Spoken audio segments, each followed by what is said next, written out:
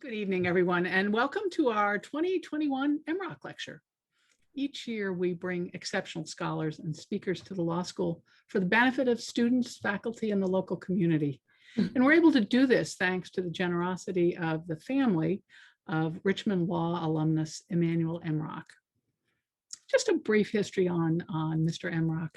He's a 1931 graduate of the law school and had a very distinguished career as a trial lawyer. But Mr. Emrock was much more than a terrific lawyer. He was committed to the principle of equality and was founder of the Richmond chapter of the National Conference of Christians and Jews and spearheaded that group's anti-discrimination efforts. In 1974, he was honored by the NCCJ with that organization's humanitarian award. Given Mr. Emrock's commitment to justice and equality, our Emrock speaker this year, Professor Mercer Baradaran, is particularly appropriate. I'm going to turn things over to Associate Dean Allison Tate to introduce our guest, Professor Mercer Baradaran. Great, thank you, Wendy, and thank you everyone for being here and for coming and being in our, what kind of a waiting room we have, awkwardness and all. I appreciate it, and I am so incredibly delighted to have Professor Baradaran here. I'm a total fan of her work, and so just personally, I'm delighted she's here, and I think we can all learn so many things from her. She's done all the things, basically, like she has written law review articles, which are fantastic. She's written, including recent ones, she wrote Jim Crow Credit, which was in the UCI Law Review. She, I guess I should mention from the outset, which I think you all know, she's a professor at Irvine, UCI Law. She's written law review articles. She also has two books. She has a book, How the Other Half Banks, and the one that she'll be talking about tonight, which is The Color of Money. She also is an entirely fantastic public intellectual. She's written things in the New York Times, in the Atlantic. She's written things all over the place, talking about, again, about banking, Black banking, about financial exclusivity and inclusivity. And I'll just say most recently, I saw her giving testimony at the Joint Economic Committee. There was a hearing on the on racial wealth gaps, or I guess it was examining the racial wealth gap in the United States. And she gave incredible testimony. She's fantastic to hear from. And so I am just delighted to welcome her to our community. And I'm so happy we all get to hear from her. So I will not take up any more of her time, and I will pass it over to Professor Baradaran to impart us with all of the great things all the great wisdom she will give to us.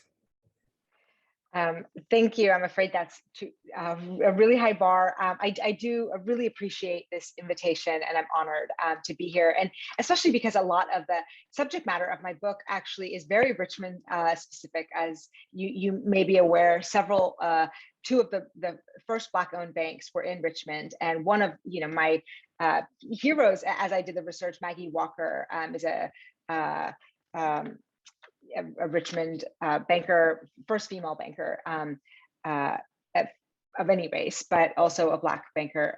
So I'll get to that. I want to share just some images quickly. And okay, so the book, Color of Money.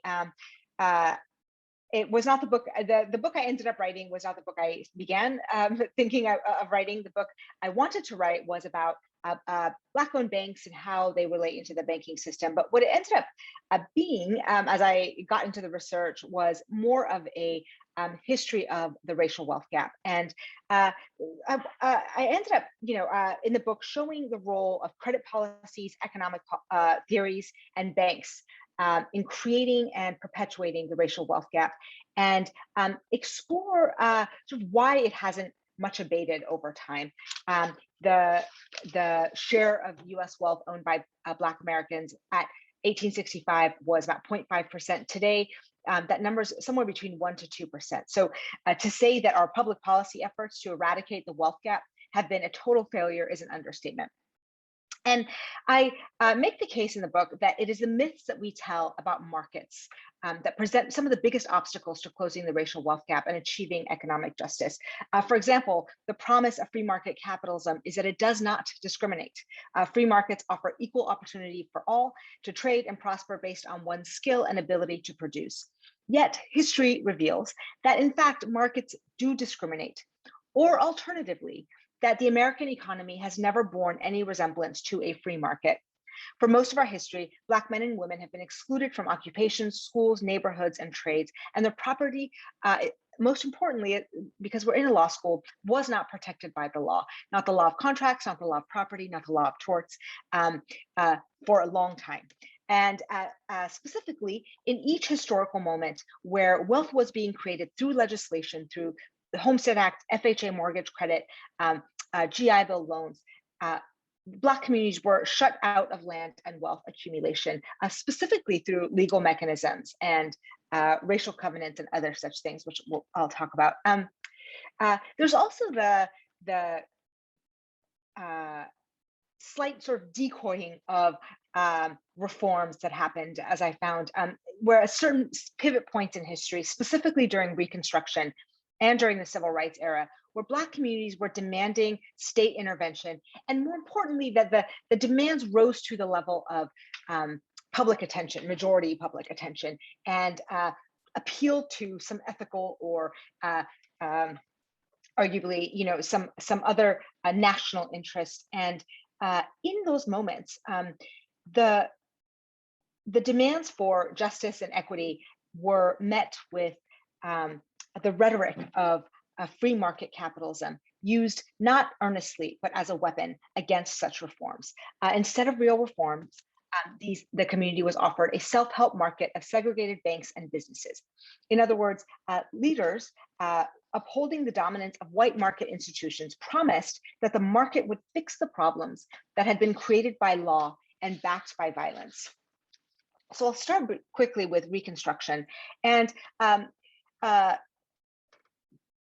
Reconstruction from the money, or the Civil War from a money lens, was a dispute between what type of currency, what type of economy our nation was going to be. And the Southern economy was not only based on enslavement as a labor exploitation, but it was also based on a capital and currency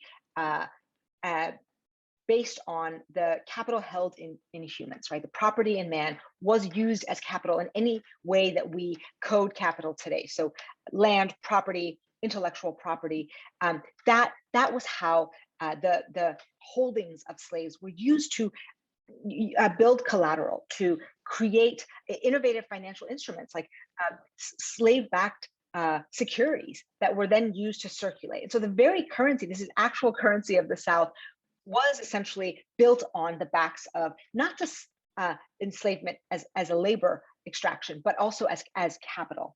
And the Union and the Confederacy then were trying to make a wager on whose sort of currency and economy and capital structure would win. And of course, the Union won on the battlefield and was also successful in getting that currency in circulation. So Lincoln's greenbacks, the legal tender cases, all the ways that, as Keynes says, they got to not just write the dictionary of what value was in a society, but also to enforce it. And that enforcement is important because at that moment, freedmen and their abolitionist allies demanded land as a form of reparations because as they argued that without land, freedom and justice would be meaningless and participation in capitalism would be a farce. In fact, the freedmen were asked to go from being capital to becoming capitalists themselves. And President Andrew Johnson, of course, vetoed the land grant and the Freedmen's Bill, except for one provision. He reasoned that the freedmen would be protected. In his veto, he said that they would be protected by free markets and contract law, that they would just bargain for fair wages and buy their own land. So this was either unbelievably naive or incredibly cynical. The Southern economy was nothing like a free market. After the failure of Reconstruction, or I should say the violent overthrow of Reconstruction, white property owners refused to sell property to Black families. And then Southern legislatures, lawyers, and federal judges drafted laws governing every aspect of Black labor. They restricted Black men and women from skilled trades. Vagrancy laws were prevalent. Wages were capped by law and by cabal between employers, and violations led to convict labor without due process, in a really insidious process called slavery by another name, as Douglas Blackmun has accounted for in his book by that name. By the end of Reconstruction, most freedmen were left landless, voteless, and with practically every profession blocked to them. Their only choice was to grow cotton. Of course, that was the point. The worldwide cotton market was heavily dependent on cheap and abundant cotton from the United States. That was the major export of the Southern economy. And for cotton to stay abundant and cheap, its supply had to be constrained. And in order to have that cotton export at the price that the worldwide markets, and this is not just the Southern economy, this is the Northern industrial economy and the Liverpool merchants that sold and traded cotton imports and exports across the world, that the freed men and women could not become landowners. America was trying to do Reconstruction in the shadow of Haiti. So Haiti was the warning of what could happen if land was given to formerly enslaved individuals. And where after independence in Haiti, the freedmen refused to grow sugar and output halted. They grew crops they could eat instead. There was every reason to believe that freedmen in America would also go that way, because when you own land, you don't want to put all of your holdings in. You want to diversify. You want to plant some crops that you can eat if the cotton prices go down. But what the sharecropping industry that came to become the dominant force in the South after Reconstruction did, as in the words of W.E.B. Du Bois, was this cycle of debt where everyone grew cotton, the prices stayed low because everyone was growing cotton, and you had to keep growing cotton in order to barely survive. And yet the cotton prices stayed low, and the fears of the merchants did not come to pass. In the meantime, the federal government was actively providing free land to private railroads for expansion and to white families through the Homestead Acts. So Black men and women were not denied land because the government was constrained by laissez-faire, but because, as Andrew Johnson explained, America was and should remain, quote, a white man's government. And this white man's government had control over capital and land because it had control over law and lawmaking. And it was because it was enforced by their monopoly on state power.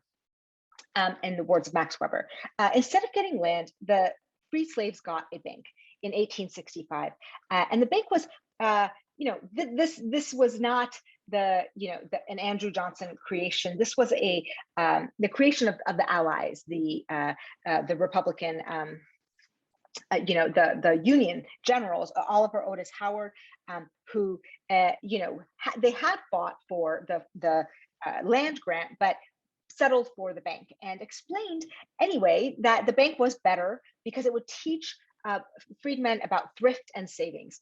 And I quote, "A freedman should earn land and not receive it as a gift." And the Freedmen Bank ended up becoming the only tangible creation that remained after Johnson's veto of the Reconstruction era Freedmen's Bill. No bank before or ever since resembled the Freedmen's Bank. It was created by Congress, signed into law by Lincoln with a special charter. The Federal Reserve was still decades away. And the bank was immediately successful because it was embraced by the freed slaves, and also, by the way, others, Irish immigrants and some European immigrants who otherwise were not being banked at other banks. And one of the main reasons that freedmen trusted the bank was because their money seemed to be backed by the full faith and credit of the federal government. The bills and the notes and the buildings were covered not just in government insignia, but they were covered in the pictures of Lincoln, Grant, Sherman, and the message that the propaganda from the bank sent was that it was a creation of the Union, and not just the Union, the good guys, but also the government. And The mission of the bank, according to its congressional charter, was to safeguard the deposits of the freed slaves by charter. It was not a commercial bank, so no loans were given. It was not meant to create wealth. It was only meant to be a safeguard, a savings bank to, again, teach thrift. It was a glorified piggy bank. And for a decade, the bank essentially disseminated propaganda. Richmond was a major a place of activism in the Black community because it was one of the only strongholdings of free, previously free Black communities. And the propaganda through the South advertised this savings bank as a means toward getting land. And the capital grew in the bank to what would amount to about $1.5 billion in today's money. It was too much for the white manager of the bank, Henry Cook, to resist. And Henry Cook, who was the president of the bank, was a brother of the infamous Wall Street speculator Jay Cook, and he took the deposits and essentially looted the bank to speculate, to make personal profit, and on the railroad bonds, which was essentially the subprime market of the day. And when the bank failed in 1874, depositors lost half of their deposits. And it turned out that the bank was not backed by the full faith and credit of the Treasury, that had not been structured that way. And the significance of this failure reverberated and lingered in the community in interesting ways, and tragic ways.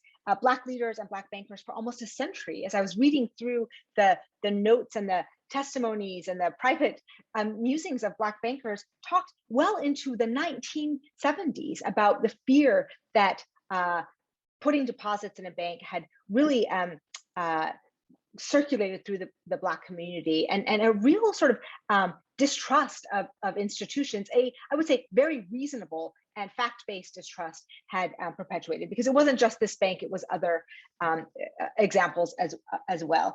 And I began this project after the first book in looking at the FDIC data of unbanked and underbanked individuals, and there were radical racial disparities and geographic disparities. So the typical rates of unbanked or underbanked for all races are about 11% maximum, but in certain regions, especially in the Southeast, for the Black population, they would rise to about 60%. So it was a pretty dramatic finding. And I think, looking back to W.E.B. Du Bois's quote, he says, not even 10 additional years of slavery could have done so much to throttle the thrift of the freedmen as the mismanagement and bankruptcy of the Freedmen's Bank, chartered by the nation for their special aid. And it was also tragic because as the bank was failing, Frederick Douglass was brought in to shore up confidence in the bank, and he lent the bank $10,000 of his own money and found out very quickly that the bank was insolvent, and pled with Congress to close the charter and not keep taking more deposits, as this was this whole. And Congress did do that.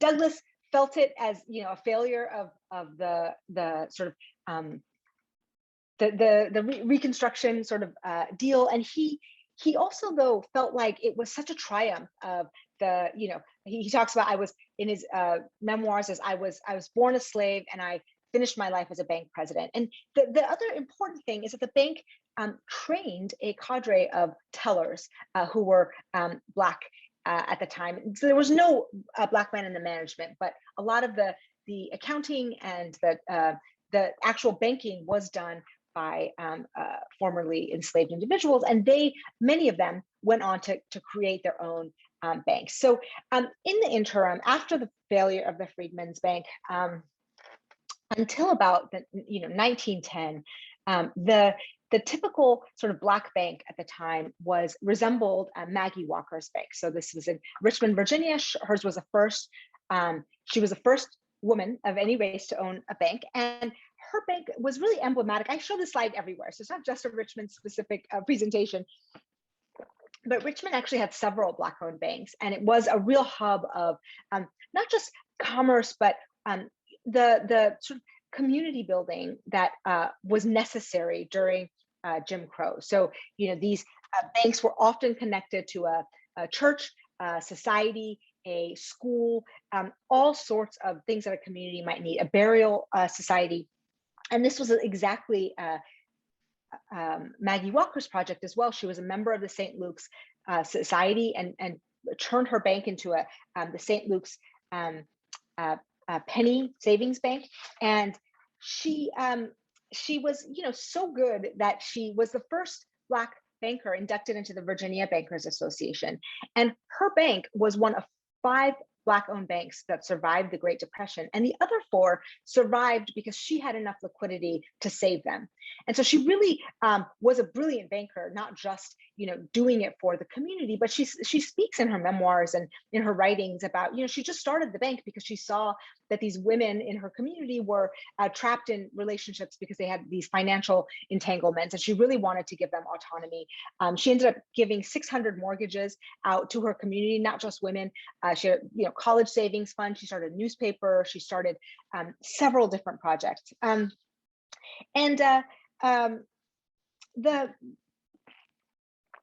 In that time, what was happening nationally, is between the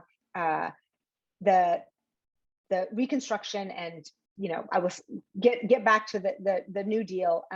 The disenfranchisement of the Black population was complete. The rights that had been written into the 13th, 14th, and 15th Amendment were nullified by legislatures, courts, police power, and the paramilitary violence of the Klan, which had an upsurge in the 1920s.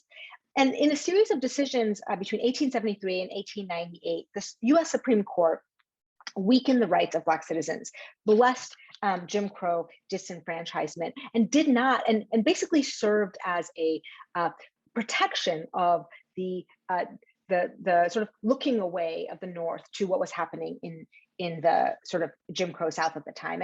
And to say that North-South, the majority of the Black population was in the South. So this is just to say that they ignored what was happening to the Black population, despite having had the constitutional amendments inscribed into law. In outlawing the Civil Rights Act of 1875 as unconstitutional, the Chief Justice wrote that it had been 20 years since enslavement, and it was high time for the slaves to stand on their own 2 feet and stop being treated as I quote, the special favorite of the law.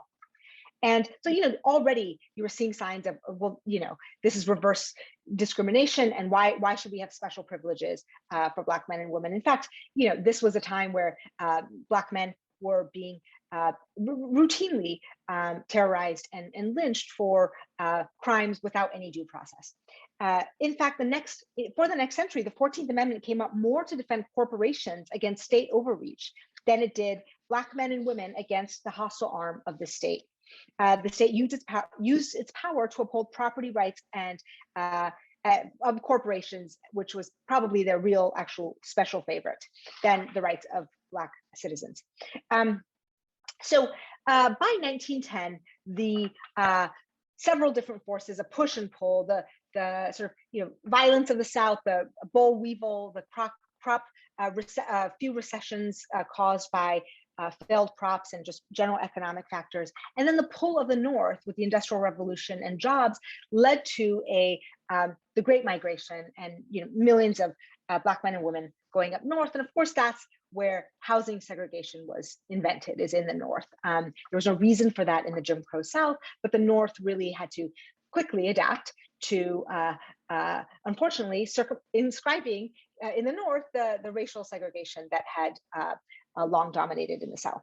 And this was also, though, the heyday of Black-owned banks, because as Black communities moved north, there was a real demand. There was a wealth or income being created, and some neighborhoods were turning over very quickly from being a white neighborhood or an immigrant neighborhood into a Black neighborhood. And this rapid sort of scale of change was actually being measured by economists at the time, who noted that the first Black families that would enter a block were met with real hostility, bombs, violence, mobs, and they also paid a premium to buy a house on that block. And Jesse Binga is an example of a realtor he was a real estate broker in Chicago, who ended up being one of the most successful Black bankers of the time. And he started by selling homes to Black residents. He himself kept buying a house in the nice neighborhood in Chicago, and his house was bombed 10 times in different places. And he kept moving back into that neighborhood and said, I'm an American citizen, and refuse to be sort of told, where I can and can't live. And he, in several instances, the NAACP actually helped to arm the property owners against the intruders with use of the law, the sort of homestead, or what do they call it, protection of the home kind of laws. And several of those cases actually went to trial. There was a Dr. Ocean Sweet who moved in to Chicago, and a mob came to his house, and the NAACP had formed inside his house to protect the house from intruders and the violence. And as the violence started, they shot into the crowd, and someone was killed, and Ocean Sweet was charged with murder. And Clarence Darrow came to his defense, and actually he was not convicted. So this was a lot of what was happening here. And the 130 Black-owned banks were around during this time, between 1910 and 1930. And I in the chapter of the book where I talk about this, it's sort of, if there was ever a time where a segregated banking industry could work to grow wealth, this would have been that time. There was almost complete segregation of the Black and white population. And there were no other things going on. There was no New Deal yet, no mortgage benefits, nothing like that. And these banks were still unable to create wealth for some of the same reasons, and some others that are still around today. So first off, the deposits that these banks earned were small and volatile. And this goes back to the sort of the type of employment that the Black men and women were able to get in the North was wage labor and a low pay. And so, as is happens a lot, is the deposits would flow in and then would come out during the seasons where the expenses were high. So around Christmas time, and that kind of volatility is real danger to banks, because this is in the time pre-FDIC insurance. It presents a huge risk for banks to have such volatile deposits because of the method of fractional reserve lending. Not only was it a risk that they had to compensate for in the assets, but it was also a drag on the profits that they could make and the loans that they could make. So for a bank to get a deposit of $100,000, essentially the same overhead, the same services as 100 deposits of $100. Okay, but with that $100,000, if it could stay in the bank, they could lend a lot more with that than they could with the small deposits. So the small deposits made it such that they couldn't lend as much, which also meant that there weren't that many businesses that they could lend to. Not many Black businesses were getting loans at the time, even though there was a lot of attempts to get loans. White banks weren't lending. In places like New York, for example, unlike Chicago, Chase Manhattan Bank had branches in Harlem, so they would serve Harlem, but they would take deposits in Harlem and lend them downtown, and would say very honestly that, look, Black people aren't good at business, and so we don't want to lend in Harlem. And of course, that's self-fulfilling prophecy, because if you give people a loan, then they can do a business, but if you don't, they can't. And in fact, Chase Manhattan, it was actually quite worse than just not giving loans, is that they sat on the New York State chartering board, and several Black banks tried to charter in Harlem, and none were granted a charter. So there wasn't a bank in Harlem during this heyday of Black banking. Not a single Black-owned bank in one of the major populations of where concentrated Black communities. And despite the Renaissance, that was actually one of the things that was most confusing to me, because I lived in Harlem for years, and I just couldn't figure out why Chicago would have 8 banks and Harlem would have none. And it turns out that they had chartered, they had tried. And the first Harlem bank actually was a Rockefeller nonprofit bank created by Rockefeller's son. The liability side for banks were the deposits, and those caused a struggle. But the more important problem with wealth creation was the asset side. For a bank, a home loan is an asset. And the thing with the home loans, the home mortgages during this time, was that as soon as a neighborhood became Black, as soon as the mortgages were owned by Black people, the equity in the home plummeted dramatically. Sometimes the first Black families would pay 10% higher than the asking price, and would lose their equity as soon as a neighborhood tipped. And there were studies on this. It was between 5 to 10% of Black families, when they moved into the neighborhood, it would the prices would plummet because it would then be a Black neighborhood, and thus the market would decline. And some people call it integration the weeks before the first Black families moved into a block and the last white families had fled. So this was the trap that many bankers were stuck in during this time. Jesse Binga himself, his bank failed during the Great Depression in a really tragic twist. He's the only banker prosecuted for his bank failure and ends up in prison. And again, Clarence Darrow comes to his defense and is not able to get him out of prison for another 10 years, and at which point he has cancer and dies a real tragic death. And I think he was a hero, though, to many other Black bankers that emerged afterwards. And so each failure created an inspiration for newer banks, but there's also real kind of forces against their success. So things really changed significantly in the New Deal, and we are still sort of living with this legacy. So the New Deal essentially restructured the banking and credit markets through heavy state intervention. And the New Deal mortgage market is a mortgage market we are living in today, except with a lot more, hyperfinance.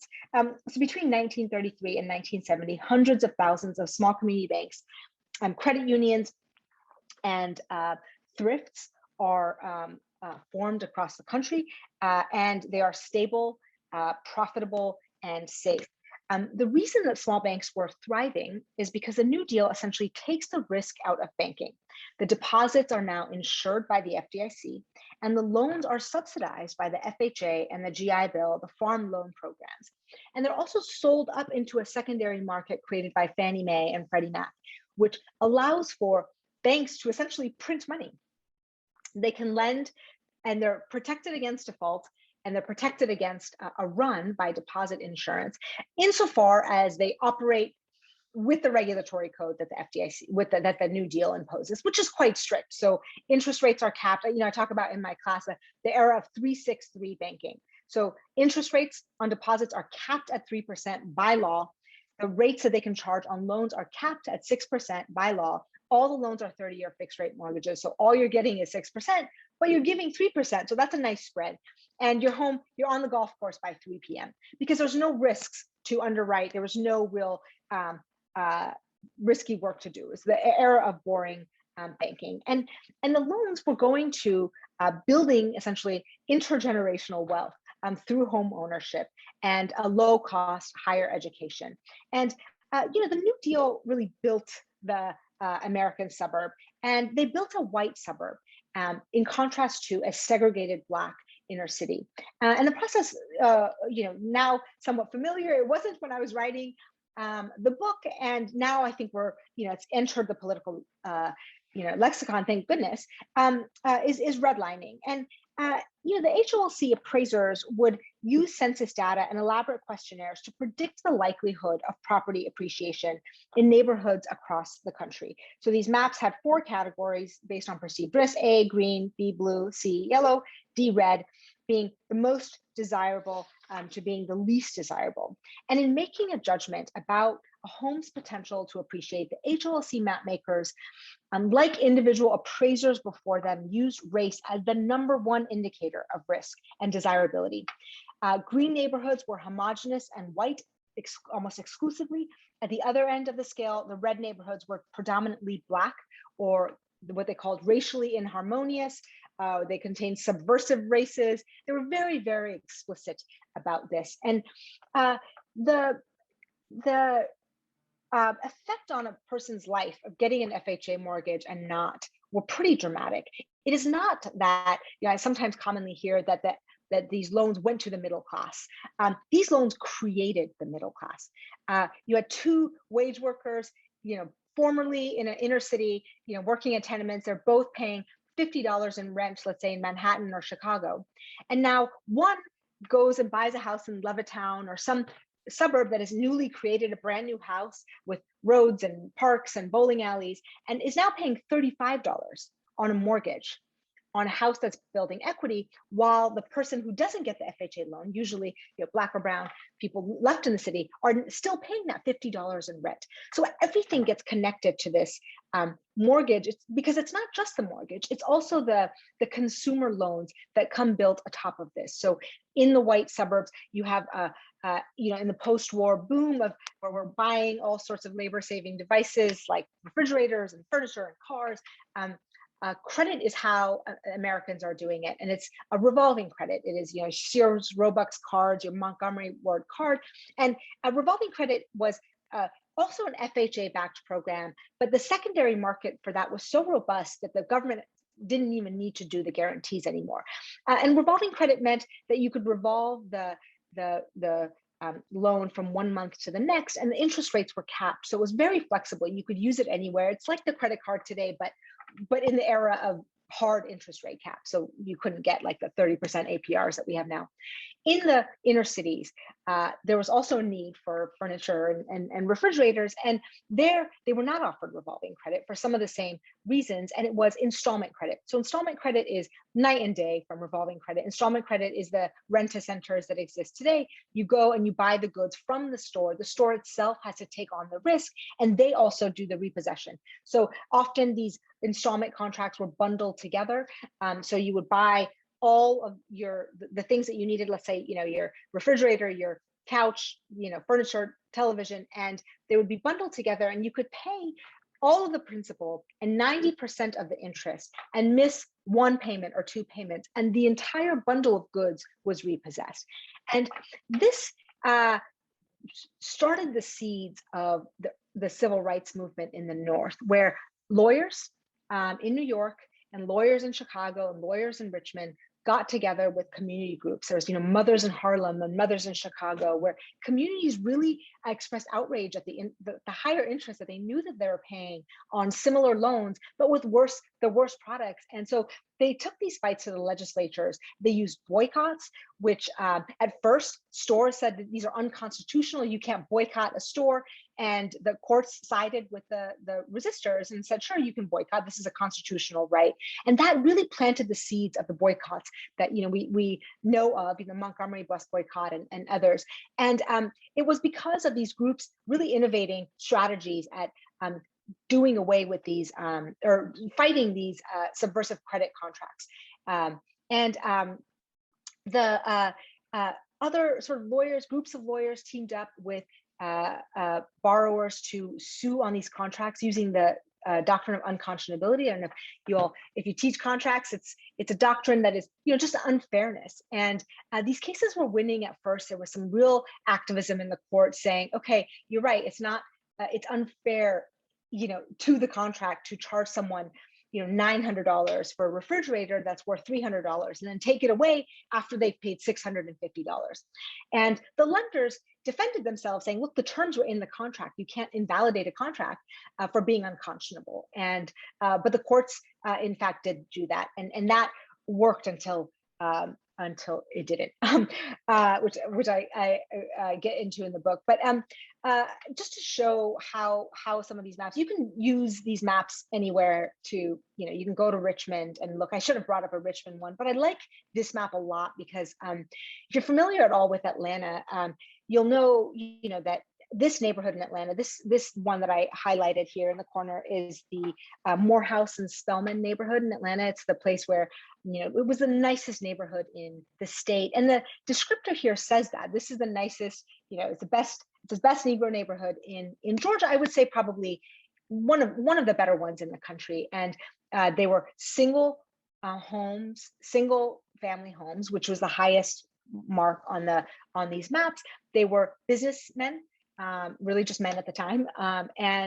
So it should have been a very highly desirable neighborhood. But because if you look at the inhabitants, right, so inhabitants are Negro business and professional men, it says foreign-born families. So how many foreign-born? What does that mean? Immigrants, 0%. And then, Negro, 100%. It says infiltration of. So how close were these people to this neighborhood? And it says, none for relief families, and the population is increasing, but for Blacks. And so this was a red line neighborhood, which meant essentially for the future of this neighborhood that if they wanted to get a mortgage for any entrant into the neighborhood, they had to do it privately. And private mortgages were available through Black-owned banks exclusively, but they were much higher cost because the risks were higher because they weren't getting these FHA guarantees.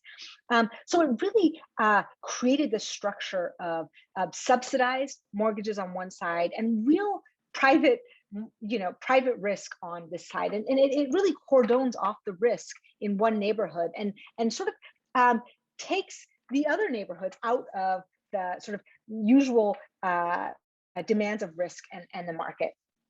And so developers adapted, and they would build these walls that first the signs, and then they would build St. Louis and other communities. If they got too close to a Black neighborhood, they would erect a wall, or they would find another place so they could get these FHA loans. And of course, after the mobs and after the signs and after the walls, their lawyers again came up with the racial covenant, which was enforceable, and also the HOA and other means of keeping neighborhoods all white so they could keep getting these FHA loans. And by the way, the FHA bureaucrats in DC were advising people on how they might keep their green rating. And so, racial covenants like this are incredibly prevalent. I had one in my home in Georgia. It's in the deed. It's not enforceable now after 1968, but they would say, no property, shall be sold, conveyed, rented, leased to any person that is not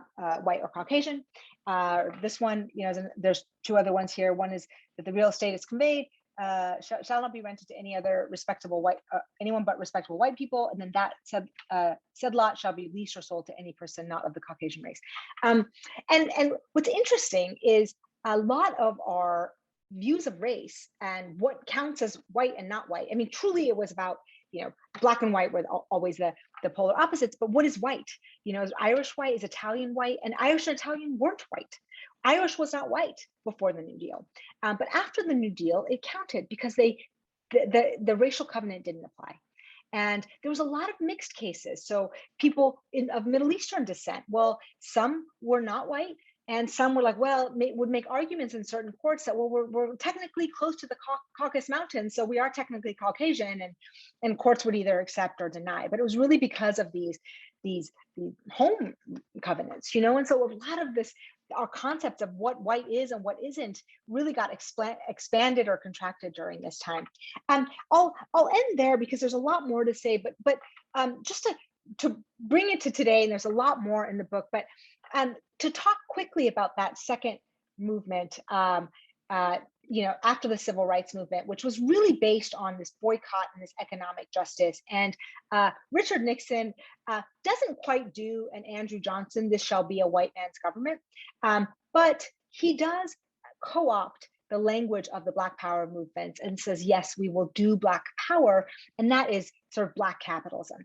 And Black capitalism means essentially, affirmative action, loans to Black businesses, quotas at companies. And that, of course, gets pegged as reverse racism right away, but it was not a program of justice or reform. There were offerings of justice and reform. George Romney, who becomes this hero for me in writing the book, because he really had a real good sense of what segregation had done to white communities and Black communities. He calls the white suburb a noose around the Black ghetto and says it's the government's job to fix it. We have to do this. And he tries to do integration programs as he's Nixon's HUD secretary, and Nixon sort of ships him off to Mexico and says, you got to stop this guy. Nixon understands that the whole agenda, that the thing that he appealed to voters on was integration. They won't move into your neighborhood. And so he chooses this Black capitalism because it allows for that kind of maintaining that he's not a racist, but also not about to fix these segregation patterns. And so that you would argue is the construct that we're still living on. So the opportunity zones that Trump advanced were exactly a replica of Nixon's enterprise zones and Clinton's community zones. So this is not bipartisan, it is both. And in order to get justice, we need meaningful reforms that get to the root of the problem, and not just rhetoric of free market capitalism that doesn't recognize that these lines weren't created by capitalism; they were created by state policy. So I will be open to questions. Sorry for going over my time.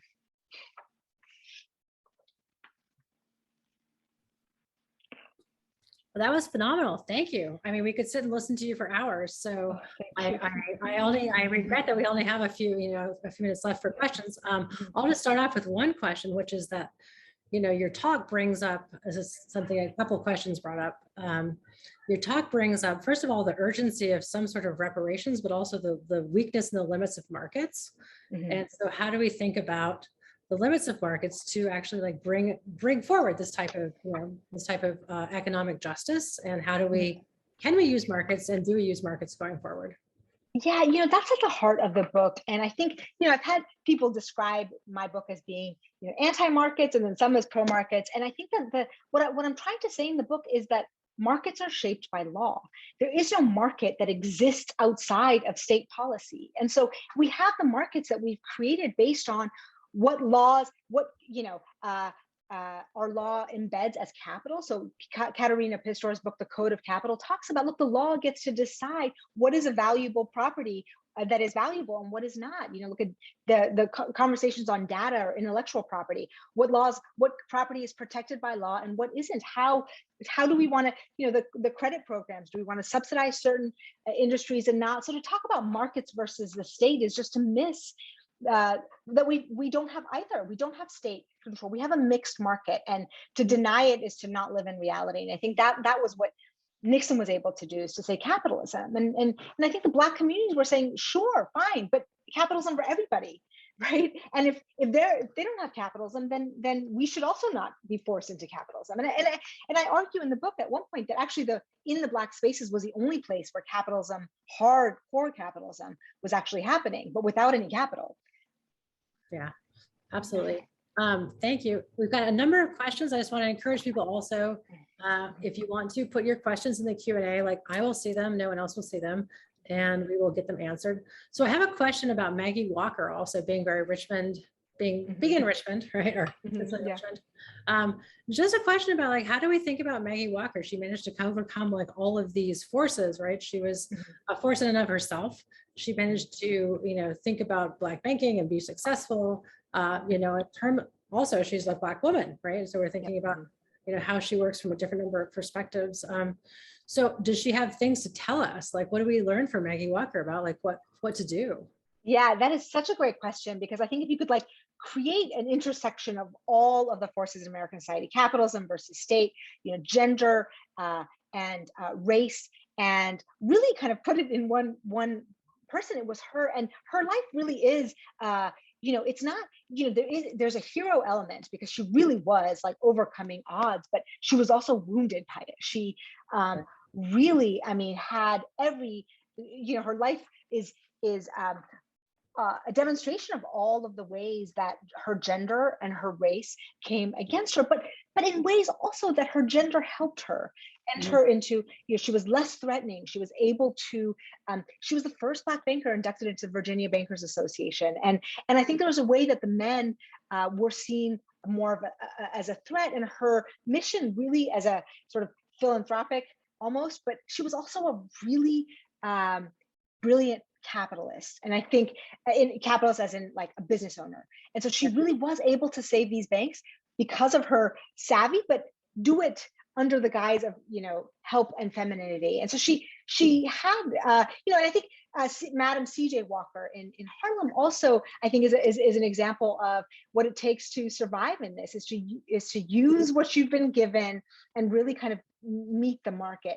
There's a book that has been written about Maggie Walker recently. It came out after I finished mine. I think it's called Banking on Freedom by Shanette Gordon, and it is a real great view of her life. Great. Another question. So with the recent rise and acknowledgement of the events in Tulsa historically, what are your thoughts about the money from the accounts of those killed descendants, but never accessed those funds? Like, how do we think about that? How does that impact banks, and how does that impact transfers of generational wealth and also obviously like racial wealth gaps. Oh gosh, I mean, this is so important. I mean, look, as we are all, in the 20 years of 9/11 and thinking about how that act of brutal violence shaped our culture for 20 years and really changed the way we view the world in, quite just altering ways. I mean, you can't remove the violence and the threats of violence, which one could describe very accurately as terrorism, because it was random. It was meant to communicate a message. It wasn't just the Tulsas. It was the Wilmington, Delawares. It was the Fulton, Georgias, where mobs would accumulate randomly and really enact brutality, or individual Black men would be lynched publicly to send messages of, look, stay in your place. And so you see, in the book, I contrast Tulsa with Durham, where Durham also was a Black Wall Street. Both were called Black Wall Streets. And in Durham, first of all, there was shared economic prosperity because the economy was based on tobacco and not oil. And in Tulsa, there was an oil boom, and then the bust created that resentment. There was also the fact that Durham, the property owners, the Black bankers, purposefully didn't have the nice buildings in town. They kept their buildings small and less, and really didn't do sort of an expansion. The Black Wall Street was a very humble thing, because they knew that they were dealing with this threat of white violence that could come at any time. And in Tulsa, it was more, the NAACP was active, the Black men were armed. And so the standoff came as the young man is taken into custody, and the Black men come and protect him they're armed. And then there's a face off with the mob, and that night is when the violence happens. And so there really was a trying to exert one's rights and constitutional rights, and really kind of courting that sort of resentment that bubbles into violence. And so all of the Black bankers, every account I read was very much, you're doing a risk calculation that doesn't just involve the loss of your funds and your business, it involves the loss of your life. So Jesse Binga, his house is bombed. So it's his family, his very body is threatened. And so that is an integral part of any sort of economic calculation that we have to think about. That's great, thank you. We have a question from this. I'm just going to call him out because it's from Hank Chambers, one of our fantastic faculty members. Hank says, basically, if we actually manage to close the racial wealth gap, fingers crossed if and when, but we maintain our current level of economic inequality, how do we think about that? There's the sort of race versus class conversation that we've all been engaging in, and there are ways in which Nixon's Black capitalism and the rise of neoliberalism, and this is the subject of my next book, actually, are integrally tied. And I think there's a way that, just like in Reconstruction in the sharecropping market, there was a time where there was a possibility, and Frederick Douglass and other populists in the South at the time said, look, we're all trapped by this sharecropping thing that just happened, right? White and Black, and we could join forces and fight. And white supremacy was used, and C. Vann Woodward's work, The Strange Career of Jim Crow and others, really points out what happened here, which is that the white votes were lopped off by the Democrats by exchanging the sort of wages of whiteness, white supremacy, for actual economic justice. So you can all join up and take down your creditors, or you can get whiteness and stay in sharecropping or get some of the benefits. And electorally, just political math, that one was more popular, mostly because of disenfranchisement. Yeah. And you see similar things right now, in the Nixon Southern strategy, it has been a disaster for white communities. The mixed economy was a benefit. It was, the Fortas family wage. Everyone got a living wage. They got these benefits insofar as it was a white male breadwinner in a family household. And so both the forces of feminism and Black activism really troubled that. And instead of saying, okay, well, we'll share and figure out a new way to do it, it really was a closing ranks and shutting everybody out. And so it's been a harm to white communities as well. I look at banks, and so as Black communities were losing banks, the white rural counties have been decimated because they've lost all access to the bank. So the community bank that thrived during the New Deal is gone. You have 5 banks that control 80% of the assets. As the progressives and the populists had warned, they're all going to be in New York, and they're not going to serve you anymore in, some rural town in the West or the South. And that's exactly what happened. And I think it's was part of, I would say, the fight that Martin Luther King was trying to engage in before he was killed, is the Poor People's Campaign. It was cross, there's Appalachians coming into his orbit. Yeah, that's great. I just kind of a lead up to the next question. So basically thinking about who should be deciding, who should the deciders be about economic and monetary policy, right? Like, how do we make that more inclusive? How do we get more people involved? Like, what does it look like to have people have an inclusive community making decisions about monetary policy? I think those of us interested in justice and progressivism do need to think a little bit about localism again, and think about how we make the local, how we bring back power to the local. I mean, I think if you look at Richmond and other places where there was a thriving community base, that's really important. But also it's important that we have more democracy, especially in places that have been cordoned off from democratic channels, like monetary policy is. It is not, I think the warning is, well, if we can have populism or we can have rule by experts, and those are not the only options. There is democratic governance. We do it. We have done it in other times. We did it during the New Deal. And I think that is exactly what we need to do with monetary policy and banking policy, because those are federal. You can't have local banking and local money. We have money, we have currency that is national, and we could wish it away. I mean, I think the Bitcoin community would say, well, we want stateless money, but for the history of money and for the way that money works, and Christine Deson's work, Making Money, is essential here. It's a creation of the law. Again, it has to be backed by the law for money to be valuable and currency. And so that is essentially a federal project. It's always been a federal project.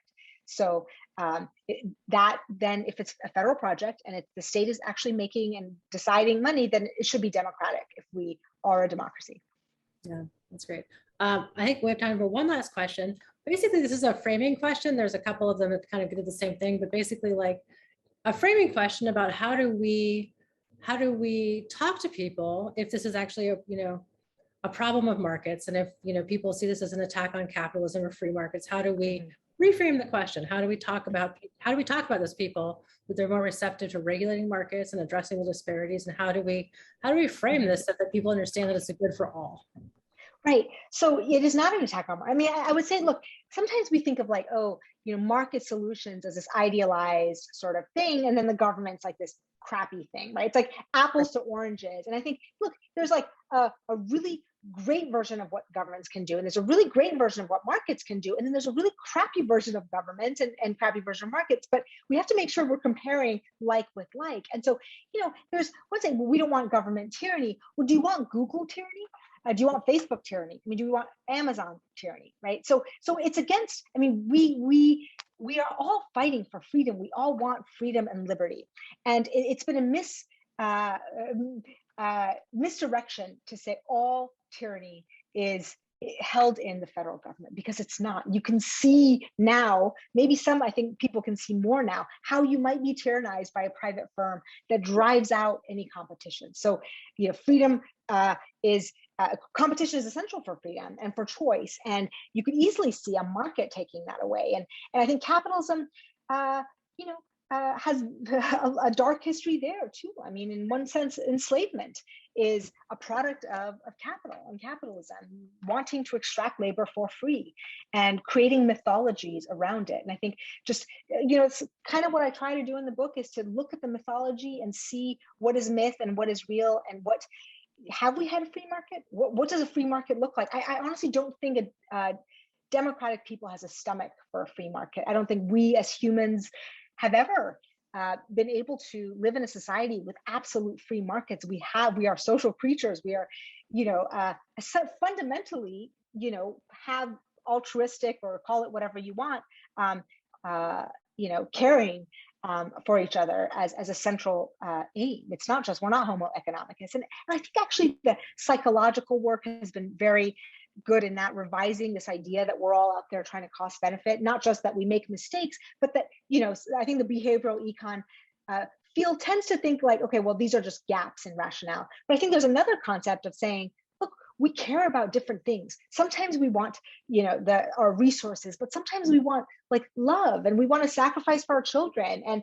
And those are, drives just as our drives toward money. And I think, honestly, the benefit of the Trump administration, the Trump, whatever, the coup and all this stuff is to say, look, what drives people to kind of do this stuff? It clearly isn't economic, right? It's some other meaning or identity or belonging, and that should be taken seriously by society, not them, but those drives.